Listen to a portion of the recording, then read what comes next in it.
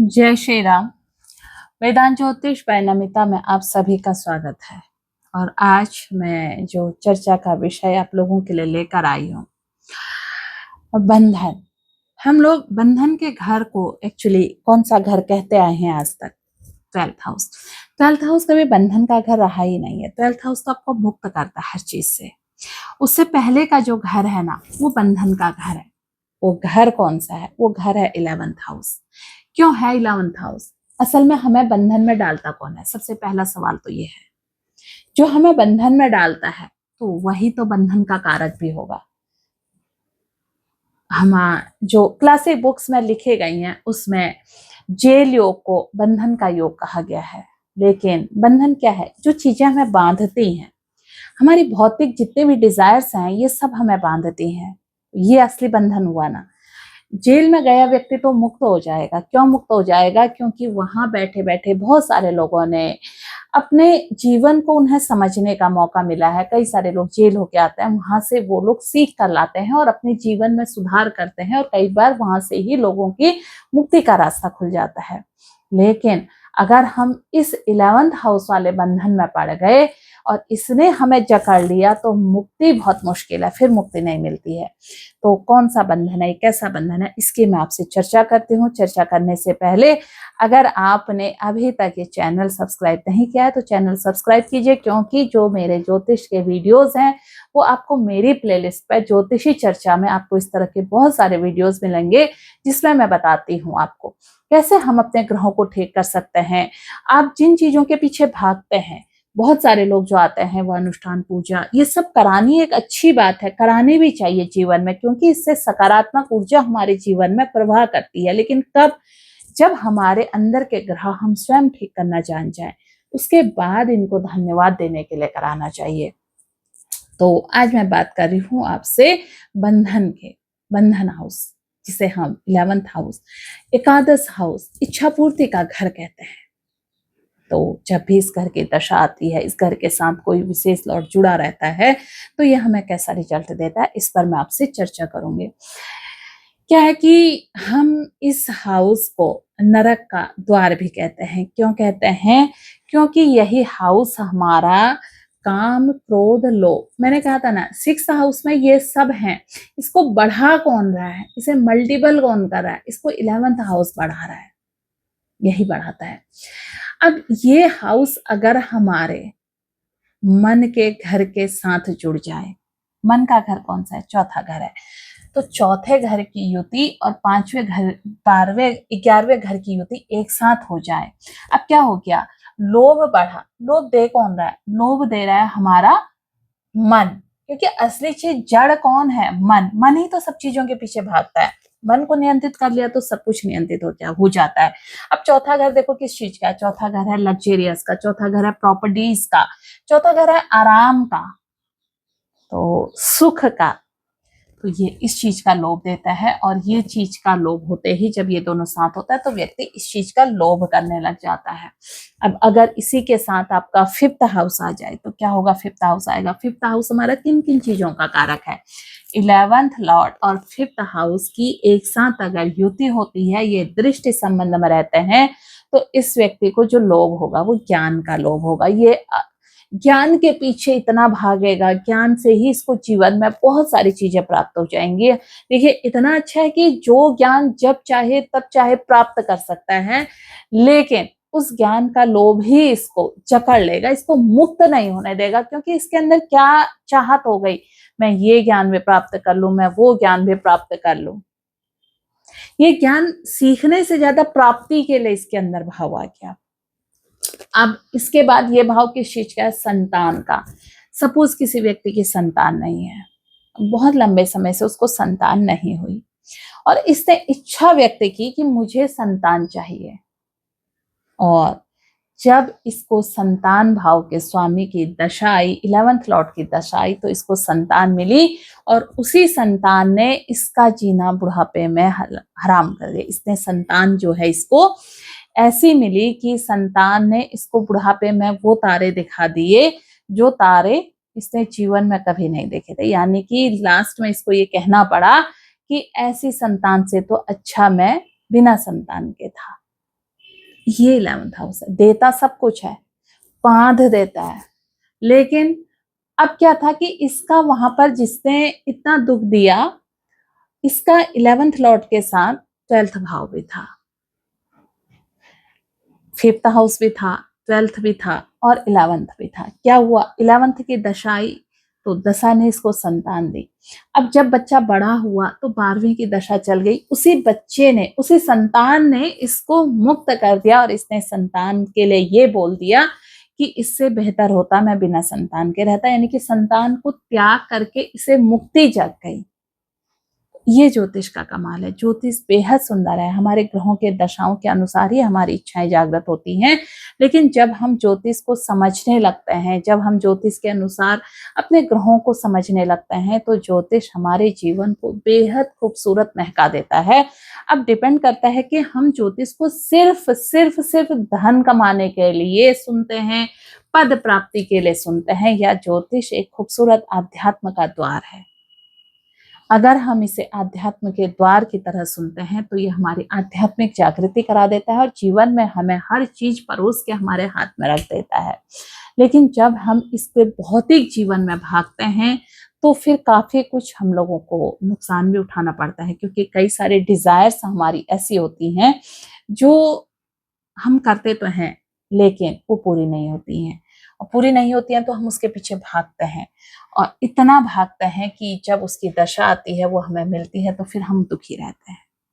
इसलिए अगर 11th house का स्वामी 11th हाउस में है, या 10th लॉर्ड और 11th लॉर्ड एक, 10th और 11th एक साथ है। 10th क्या है, 10th हमारा कर्म है और 11th हमारा इच्छा है। इस व्यक्ति की इतनी इच्छाएं जगती हैं, और इसके क्योंकि कर्म का स्वामी इच्छा पूर्ति के भाव में गया, जैसे जैसे कर्म करते रहता है तो इसकी इच्छा पूर्ति होते जाती है। पहले ये जहां इतनी सी जिम्मेदारी निभाता था, धीरे धीरे जिम्मेदारियों का इस पर बहुत ज्यादा प्रभाव पड़ा, और ये बहुत, इसने काफी सारी तरक्की कर ली, क्योंकि कर्म का स्वामी 11th के साथ है। अब अंततः एक समय ऐसा आ गया कि ये सब चौतरफा बंध गया, अब मुक्त नहीं हो पा रहा। अब इसके अंदर छटपटाहट है उस बंधन से बाहर आने की, और बहुत मुश्किल है इसके लिए उस बंधन से बाहर आना। उसी छटपटाहट में इसका नर्वस सिस्टम डाउन हो जाता है, और अंततः ये आध्यात्म के जगत में पैर नहीं रख पाते हैं। ये जीवन इनका इच्छा पूर्ति में ही समाप्त हो जाता है। अब जब इच्छा पूर्ति में जिसका जीवन समाप्त होता है ना, उसका नेक्स्ट बर्थ चक्र उसी इच्छा पूर्ति से ही शुरू होता है। ये खूबसूरती है हमारे ज्योतिष की। हमें पता लग जाता है कि हमारा जो जीवन मिलेगा, हमें जो मुक्ति मिलेगी, वो किस तरह से मिलेगी।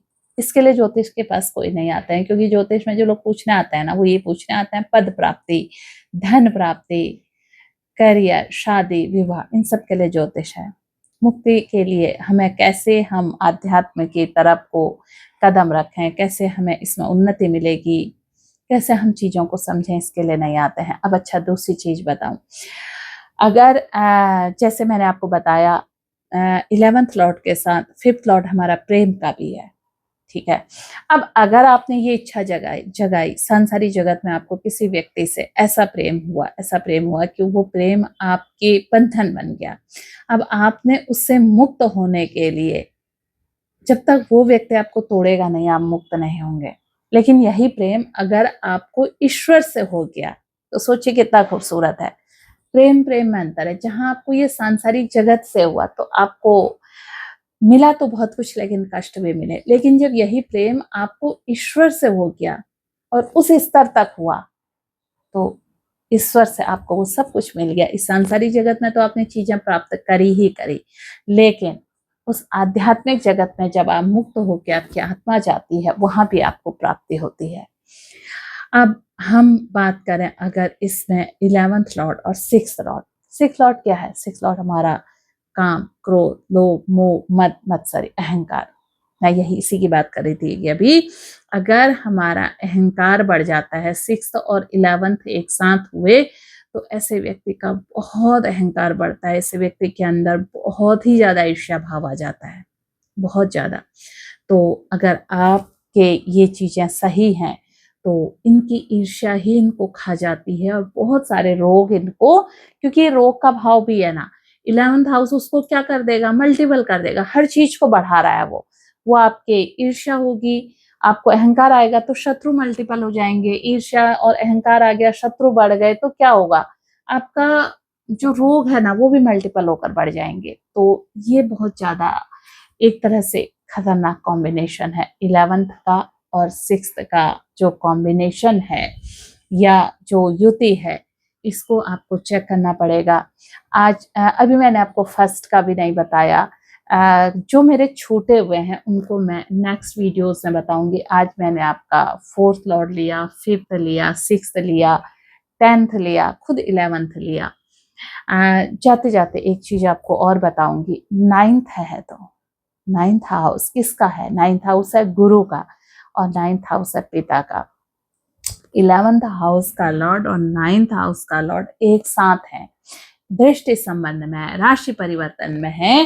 तो आपने इसमें क्या करना है, अपने पिता चाहे कैसे ही है, पिता हैं, उनका सम्मान अगर आप करते हैं तो ये आपका बहुत अच्छा है। लेकिन जनरली जब ये 11th हाउस 9th लॉर्ड में के साथ संबंध बनाता है तो ऐसा व्यक्ति के पिता से बहुत ज्यादा तनाव रहता है और इनको अपने गुरु से भी सीखने को मिलता है। लेकिन क्या है कि 9th में आ गया ना तो अहंकार भी आ जाता है, अहंकार आते ही गुरु की चीजों को भी ये कई बार दरकिनार कर देते हैं। पर ये इसको ठीक कैसे करेंगे, ये पिता का सम्मान करें और गुरु को नमन करें, गुरु के बताए रास्ते पर चलें, तो ये कभी भी इन्हें 11th हाउस परेशान नहीं करेगा।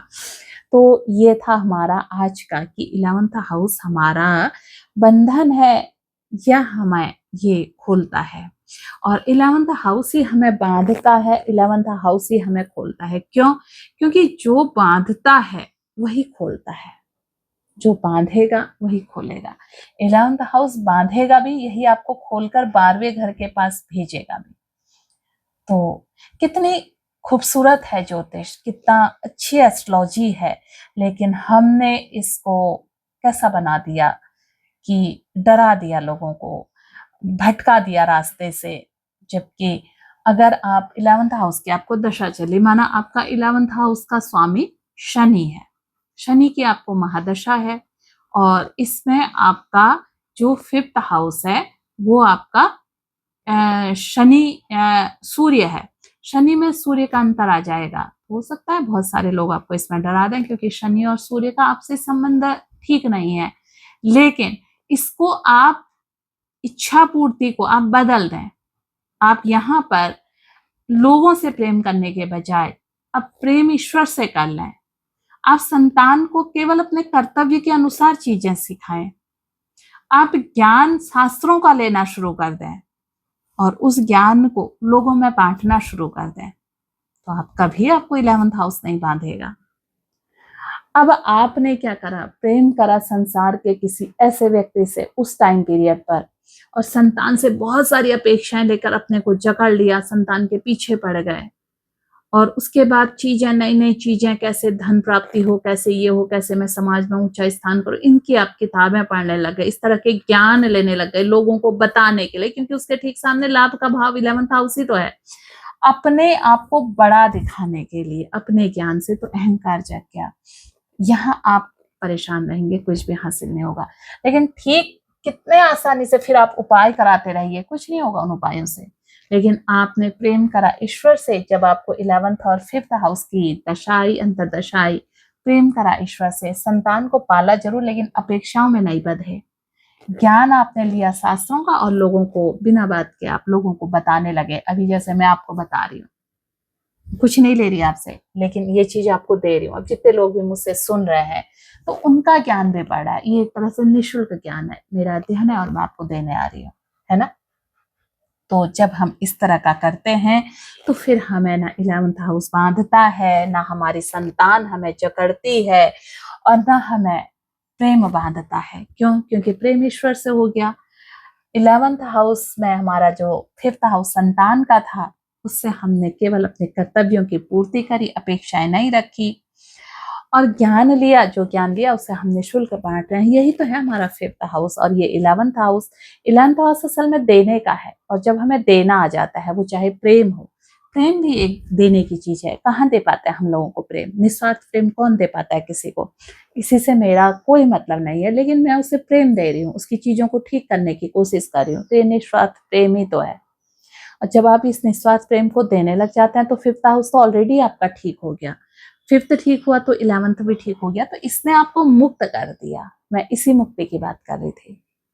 तो अगर आपके उसमें इस तरह की चीजें बनी हैं, अपनी दशा देखिए कि आपको 11th हाउस की दशा तो नहीं है। देखिए, अगर 11th हाउस की दशा होगी ना, तो आपकी हर डिजायर फुलफिल होगी। फिर अंतरदशा आती है। अंतरदशा भी 3 साल की होती है।